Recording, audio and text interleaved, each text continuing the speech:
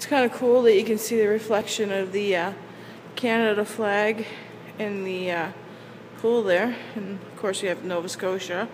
What is that, New Brunswick? New Brunswick and PEI, right? The Atlantic provinces. Yay!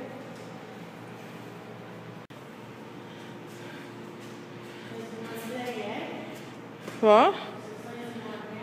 Yeah, it's nice and warm.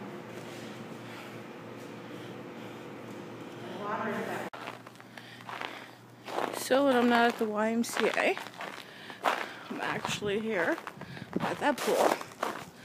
And as you can hear, the snow's crunching. Gotta go out, warm up the car for a freeze to death. And if you can see in the background, that's the harbor, so you can imagine how cold it is here in the winter.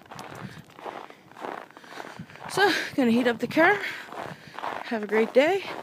Thanks for watching, and this is how I spend my Saturday night here on my little island in eastern Canada. Enjoying the pool, enjoying the snow, and enjoying YouTube.